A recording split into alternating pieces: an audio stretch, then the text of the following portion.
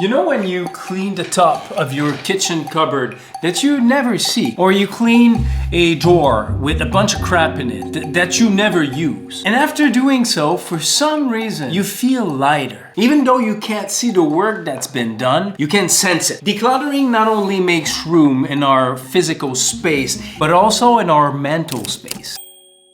So today let's talk about how to end closet clutter while decluttering mine. There's 5 questions I'm gonna be asking myself to see if I keep, donate, or trash. The first question I'll be asking, would I pay for this garment now? If the answer is no, this thing is going out. The second question, does that garment makes me feel good? Is it comfortable on the skin? Do I feel confident when I wear that thing? Number 3, how long have I not used that piece? If it's more than a year, this thing's gotta go out. I mean, if you go in your closet and you discover something that you don't remember that you had, you have way too many clothes. Question number 4, is it time to part with it because it's too worn? When I like something, sometimes I tend to stretch it a little too long, try to patch it up a little too much. And number 5, if it's not a 100% yes, the thing's gotta go. And while I declutter that mess, we're gonna talk about 9 tips to avoid future clutter.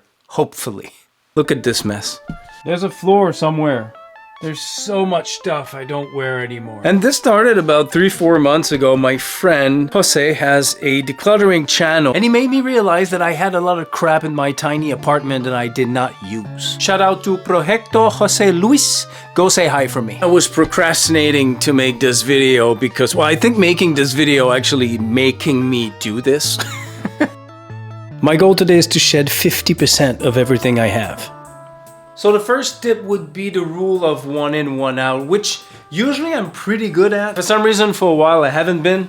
But the rule of 1 in, 1 out, it's pretty good because it's gonna make you think before you add anything new to your collection. If you already love everything that you have and you wear everything that you have, when you're gonna be at the store thinking of buying something else, you're gonna have to think about letting go something you already like so much. Obviously, you do have to be disciplined and really let something go. Don't be like me right now.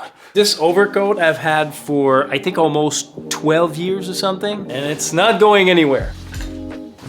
Tip number 2 is something that actually has been helping me a lot with buying less clothes. It's making a list. Basically, what you do is you make a list of the new stuff you would like to add in your collection, and you sit on it for at least a month. Unless it's time sensitive, then I would understand. A sample sale or maybe in a thrift shop, then I get it. You might want to pull the trigger because it might not be there anymore. But I have to say that since I've been doing that, I forget about a lot of stuff that I would have bought on the spot. Tip number 3, buying quality over quantity. This is one thing that I notice when I'm willing to pay more for my clothes. I get a lot more of enjoyment out of them. They're usually much better quality and they do look and feel better. To give you a good example, this is made out of yak hair. This thing is so soft, it doesn't stretch out all weird when I wear it for a while. Compared to this one, I can't feel that it's polyester, like it feels plasticky. It's not nearly as soft as the other one. And when you pay more for something, you do take care of it better.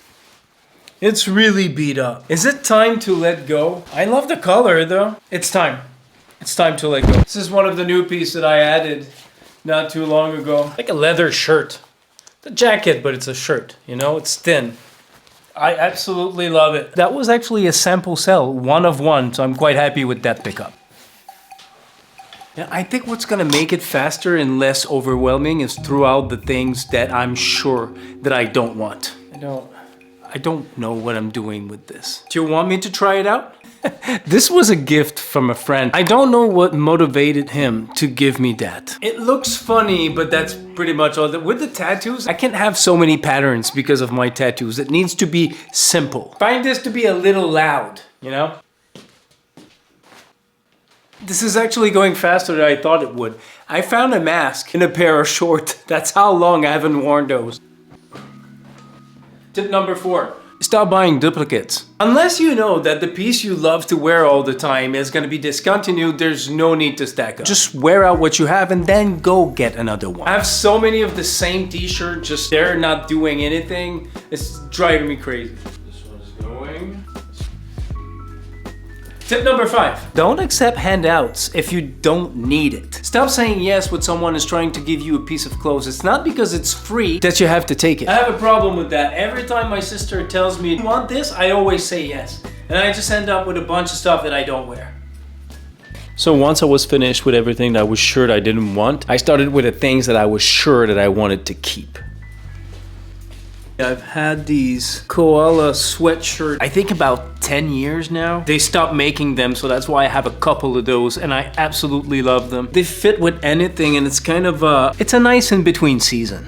So I gained a little bit of leg muscle because of climbing, and a lot of my Japanese denim doesn't fit me anymore. However, I'm not gonna donate them. I'm gonna keep them because I still really love them, and I might lose the weight at some point. We have to be careful also when we declutter. You don't want to give away everything you have. If I do lose the weight, I'm gonna end up rebuying it again, so I might as well just keep it aside.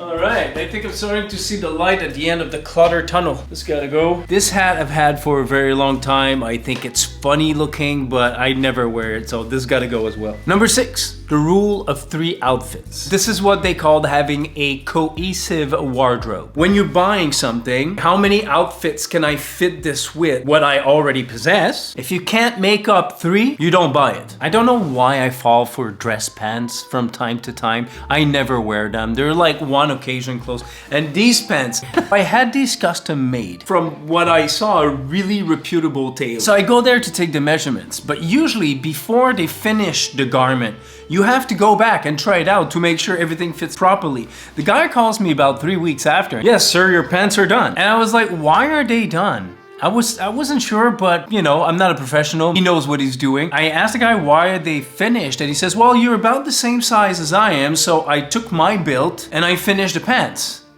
I try the pants, they're way too tight, and I go to put my hands in the pockets, and the pockets are too small. Can't fit my hands in them. And the guy looked at me with a straight face and says, well, Jonathan, you do have big hands for your size. What the f are you talking about?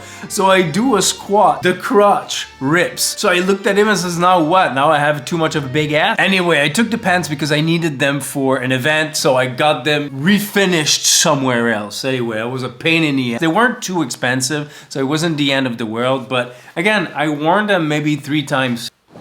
I really have to stop buying clothes like this.